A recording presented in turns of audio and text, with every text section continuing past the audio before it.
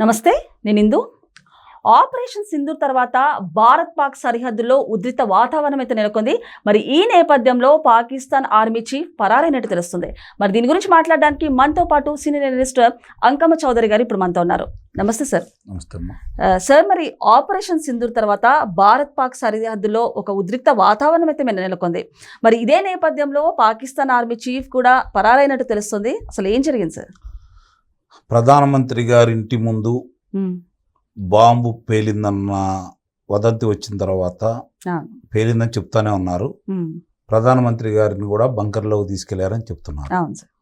అలాగే పాక్ ఎవరైతే army chief ఉన్నాడో ఆయన కూడా కనిపించట్లేదనేది చెప్తానే ఉన్నారు. వాస్తవంగా ఇలాంటివి జరిగినప్పుడు వాళ్ళు ముందుకొచ్చి మాట్లాడాలి. ఏం జరుగుతుంది ఏంటని చెప్పని ప్రజలకి వివరణ ఇవ్వాల్సిన పరిస్థితి అయితే వాళ్ళకు ఉంటుంది. మరి ఆయన దానికి కూడా అందుబాటులో రావట్లేదు.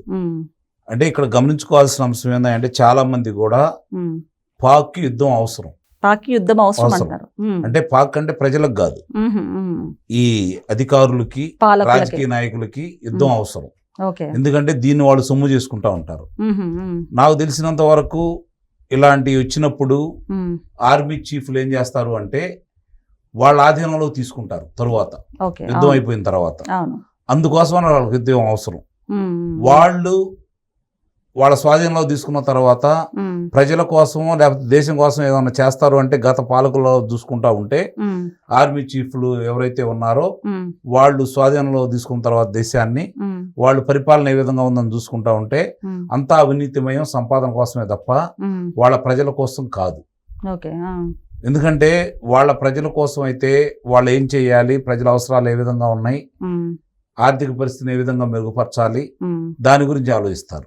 కానీ అలా ఉండదు అక్కడ. అందుకని వాళ్ళకి యుద్ధం అవసరం. సరే, ఇప్పుడు ఇవాళ జరుగుతున్న యుద్ధానికి సంబంధించి మనం చూసుకుంటా ఉంటే మనదే కాశ్మీరం, భరత మాత నుదుట సింధూరం. ఆ విషయాన్ని మర్చిపోతున్నారు చాలా మంది కూడా. ఇవాళ వాళ్ళు రకరకాలుగా అంటే సరిహద్దుల్లో చూస్తూ ఉంటే కవ్వింపు చర్యలు వాళ్ళే ప్రారంభించారు.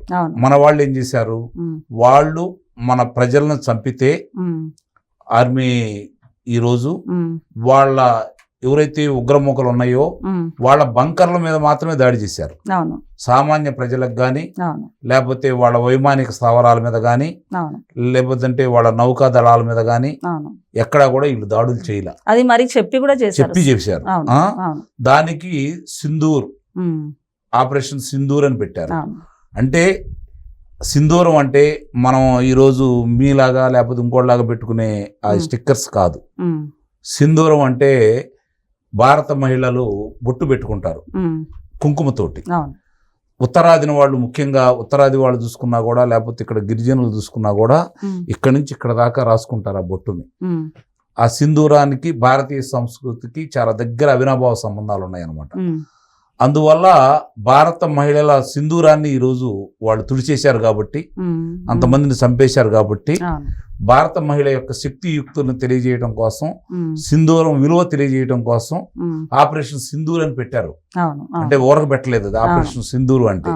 దాంట్లో అంత అంటే అన్ని భావాలు ఉన్నాయి అన్నమాట. అంటే ఈరోజు భారతదేశం తలుచుకుంటే దాన్ని రూపుమాపడానికి ఎంతో సమయం కూడా పట్టదు. వాళ్ళు చెప్పేంత సమయంలోనే పాకిస్తాన్లో వాళ్ళు ఉన్నటువంటి స్థావరాలు కానీ అన్నిటి కానీ తుదముట్టించవచ్చు. ఇప్పుడు చూస్తానే ఉన్నాం, విష్ణు చక్ర ద్వారా వాళ్ళు తీసుకొచ్చేదాన్ని ఎక్కడికక్కడ వాళ్ళు ప్రయోగించేటం, డ్రోన్లని, మిసైల్స్ ని ఎక్కడికక్కడ అరికట్టడం చూస్తానే ఉన్నాం. అంటే అయినా కూడా ఇంకా సమన్వయం పాటిస్తూనే ఉన్నారు మన వాళ్ళు. అందుకే నేను అన్నాను, వాళ్ళకి యుద్ధం అవసరం, మనకి యుద్ధం అవసరం లేదు. సరే, మరి చూసుకుంటే వాళ్ళకి ఎలాంటి ఆప్షన్ కూడా లేదు కదా సార్. కంపారిజన్గా వార్ ప్రకారంగా చూసుకున్నా లేకపోతే ఆయుధాల ప్రకారంగా చూసుకున్న ఇండియా తోటి అయినా కూడా అంటే పాకిస్తాన్ ప్రజలు యుద్ధం వద్దంటున్నా కూడా పాలకులే కావాలని రెచ్చగొట్టే వ్యాఖ్యలు చేస్తున్నారు, రెచ్చగొట్టే యుద్ధాలు చేస్తున్నారని చెప్పొచ్చు అంటారా?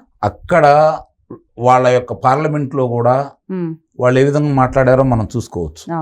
వాళ్ళకి ఎవరికి ఇష్టం లేదు. నేను చెప్పాను కదా, అదే ఆర్మీ వాళ్ళకి అవసరం. ఆర్మీ చీఫ్ కి అవసరం. అతను రేపు ఆ పాకిస్తాన్ కి అధ్యక్షుడు కావాలన్న కోరికతోటి ఈ విధంగా రెచ్చగొడుతున్నాడు. ఇప్పుడు సహజంగా ఏంటంటే వాళ్ళు ఉగ్రవాదుని పెంచి పోషిస్తున్నారు. ఉగ్రవాదుని పెంచి పోషించే దేశంగా ఈ రోజు పాకిస్తాన్ ముద్రపడింది. ఇప్పుడు బిన్ లాడెన్ ఎక్కడ ఉన్నాడని అతను చంపారు అమెరికా వాళ్ళు, అక్కడే ఉన్నాడు కదా. మరి అక్కడ ఉన్నప్పుడు బిన్ లాడెన్ లాంటి వ్యక్తి అక్కడ ఉన్నప్పుడు పాకిస్తాన్ పెంచి పోషిస్తున్నప్పుడు బిన్ లాడెన్ చంపారు కానీ పాకిస్తాన్ మీద మిగిలిన చర్యలు తీసుకుంటున్నారా ప్రపంచ దేశాలు? ఈ రోజు ఉగ్రవాదానికి ఎక్కడ జరుగుతున్నా కూడా మూలాలు పాకిస్తాన్ లోనే కనపడుతున్నాయి కదా.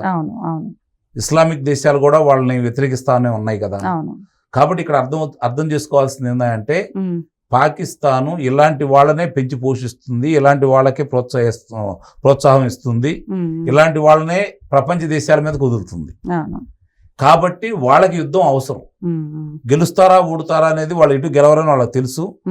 వాళ్ళు ఎంత దెబ్బతింటే రేపు పొద్దున భారతదేశం చూసారా మన మీద యుద్ధం చేసి ఇంత నాశనం చేసిందని చెప్పుకొని మళ్ళీ మన మీద ద్వేషం పెంచడం కోసం మాత్రమే వాళ్ళకి యుద్ధం కావాలి. సరే, మీరు అన్నట్టు పాకిస్తాన్ సైనికులకి ఉగ్రవాదాలకి ఎలాంటి సంబంధం లేదనేసి అప్పుడైతే అన్నారు.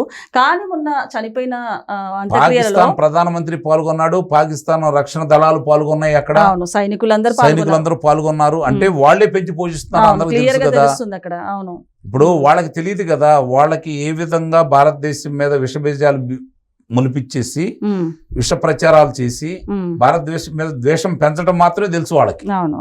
ఆ యువతని ఇప్పుడు మామూలుగా ఏదన్నా వాడు చదువుకొని పెద్ద పెద్ద ఉద్యోగాలు చేసుకుంటూ సాంకేతికంగా అభివృద్ధి చెందారనుకోండి, ఆ ధనం వాళ్ళ చేతుల్లో ఉంటే వాళ్ళ తల్లిదండ్రులు వాళ్ళు సుఖంగా ఉంటారు. అది కాదు కదా, ఆ యువతని చదువుకెళ్ళి మళ్లించకూడదు, ఈ విధంగా పెంచి పోషించాలి. అప్పుడే కదా వాళ్ళు అనుకున్నది సాధించేది. అభివృద్ధి ద్వారా వాళ్ళు ఆ దేశానికి మేలు చేయాలని కోరుకోవట్లేదు. ఇట్లా మన మీద ద్వేషం పెంచేసి యుద్ధాలు తీసుకొచ్చేసి తద్వారా మళ్ళీ ఎవరైతే ఇప్పుడు పాకిస్తాన్ ఆర్మీ చీఫ్ ఉన్నాడో ఆయన మళ్ళీ దేశాధ్యక్షుడు కావాలని కోరుకుంటున్నాడు. అందువల్లే యుద్ధం జరుగుతుందని అయితే నేను భావిస్తున్నాను. సరే, మనం చూసుకుంటే తినడానికి తిండి లేదు, తాగడానికి నీళ్ళు లేవు, కానీ ప్రతిదాడులు అయితే చేస్తూనే ఉన్నారు. సో ఎలాంటి చర్యలు తీసుకోబోతుంది అంటారు సార్? పాకిస్తాన్ పరిస్థితి ఏంటంటారు? పాకిస్తాన్ పరిస్థితి రేపు పొద్దున గనక ఇది ఇంకొంచెం ఉధృతం అయిన తర్వాత వాళ్ళు చాలా ఇబ్బంది పడతారు, ప్రజలు ఇబ్బంది పడిపోతారు. మనం ఎటు గెలుస్తాం రేపు పొద్దున? ఇప్పుడు మనకు తెలిసినంత వరకు ప్రధాని మోడీ గారి వెంట ఈ రోజు 140 కోట్ల మంది జనాభా ఉన్నారు. ఈ రోజు ఆయన అక్కడ కూర్చొని పర్యవేక్షణ చేస్తున్నాడు. రైతుల 1 గంట దాకా కూర్చొని అంతా పర్యవేక్షణ చేస్తున్నారు, భేటీ అవుతున్నారు. మరి నీ ప్రధానమంత్రి ఎక్కడా, నీ ఆర్మీ చీఫ్ ఎక్కడా? దీని వల్ల అర్థం చేసుకోవాలి కదా పాకిస్తాన్ ప్రజలు కూడా, ముస్లిం సమాజం కూడా అర్థం చేసుకోవాలి కదా. ఇక్కడ గమనించుకోవాల్సింది ఏంటంటే ఎక్కడో వాళ్ళు 1%, 2% మంది ఉండవాళ్ళని సమాజానికి మొత్తాన్ని అంటగడతా ఉన్నారు. ఇది కూడా గమనించుకోవాలి. అలాంటి వాళ్ళకి ఏ విధంగా ప్రోత్సహిస్తుంది వాళ్ళు. ఇక్కడ మన భారతదేశంలో చాలా ముస్లిం జనాభా ఉన్న ప్రాంతాల్లో కూడా సోదర భావంతో మెలుగుతూనే ఉన్నారు. కొంతమంది రాజకీయ నాయకులు ఈ ఉగ్రవాదాన్ని పెంచి పోషించాలనుకున్న వాళ్ళు ఈ విధంగా ప్రవర్తిస్తా ఉన్నారు. దాన్ని కూడా ఈ సమాజం గుర్తించాలి. మహిళలకి స్వేచ్ఛ లేని సమాజం అది. వాళ్ళు అక్కడ ఏం చేస్తున్నారో చూస్తానే ఉన్నాం. ఈ రోజు మహిళలకి ఈరోజు వాళ్ళకి కావాల్సినటువంటి తలాక్ సంబంధించిన దాంట్లో చట్టబద్ధతను తీసుకొచ్చింది భారతదేశ ప్రభుత్వం, ఈ మోడీ గారే. దీన్ని కూడా అర్థం చేసుకోవాలి. ఇప్పుడు వాళ్ళు ఎక్కడున్నారు, వాళ్ళ ఆర్మీ చీఫ్ ఎక్కడున్నారు, ప్రధానమంత్రి ఎక్కడున్నారు, వాళ్ళ ముఖ్య నాయకులు ఎక్కడున్నారు, అది కూడా గమనించుకోవాలి. ఈరోజు రక్షణ మంత్రి ఇక్కడే ఉన్నాడు, ప్రధానమంత్రి ఇక్కడే ఉన్నాడు, హోంమంత్రి ఇక్కడే ఉన్నాడు, సమీక్షలు చేస్తా ఉన్నారు. ఎప్పుడేం జరుగుతుంది పర్యవేక్షిస్తానే ఉన్నారు. దీన్ని బట్టి అర్థం చేసుకోవాలని చెప్పని నేను అన్ని సమాజాలకు కూడా విజ్ఞప్తి చేస్తా ఉన్నా. సరే, మరి చూసుకుంటే పాకిస్తాన్ కాలబేరానికి ఒకవైపు వస్తూనే ఇంకోవైపు సరిహద్దులో బాంబులు అయితే వేస్తుంది. దీన్ని ఏ రకంగా? అదేగా మనం చెప్పింది, సమాజం పాకిస్తాన్ ప్రజలు యుద్ధం కోరుకోవట్లేదు. కొంతమంది ఉన్మాదులుగా తయారు చేసిన వాళ్ళని, అలాగే ఎవరైతే ఈ ఆర్మీ వాళ్ళు ఉన్నారో వాళ్ళు మాత్రమే మనతో యుద్ధాన్ని కోరుకుంటారు. ఎవరైనా సరే వాళ్ళకి ఏదైనా ఇబ్బంది కలిగినప్పుడు, వాళ్ళ దేశం మీదకి దురాక్రమణ జరిగినప్పుడు యుద్ధానికి వస్తారు. వాళ్ళు వచ్చి ఇక్కడ హిందువులను చంపి వాళ్ళ హిందువులు అవునా కాదా అని చెప్పని చూసుకొని మతమడిగి మరి చంపి, మతంతో పాటు బట్టలోడ తీసేసి వాళ్ళకుంటూ ఒకటి ఉంటుంది, ఆడపిల్ల కాబట్టి నేను చెప్పలేను, దానికి సంబంధించినటువంటి వాళ్ళకి ఉన్నాయా లేవో అని చూసుకొని అట్లా చంపారు. అంటే ఎంత దుర్మార్గం ఇది అంటే మత విద్వేషాలు రెచ్చగొట్టాలని చెప్పి వాళ్ళు ప్రయత్నం చేస్తున్నారు. చాలా స్పష్టంగా అర్థమైపోతా ఉంది. అందుకే నేను చెప్పాను, భారతదేశం గనక ఒక్కసారి గనక ఉగ్ర రూపం దాలిస్తే పాకిస్తాన్ పరిస్థితి అతలాకుతలం అయిపోతాం. మీరు అన్నట్టు తినడానికి తిండి లేదు, తాగడానికి నీళ్లు లేవు. అయినా సరే వాళ్ళు యుద్ధాన్ని ఎందుకు ప్రేరేపిస్తున్నారు అంటే వాళ్ళ యొక్క అవసరాలు, వాళ్ళ ఆర్థికంగా స్థిరపడటం కోసం సమాజాన్ని, దేశాన్ని కూడా వాళ్ళు బలిపెడుతున్నారు.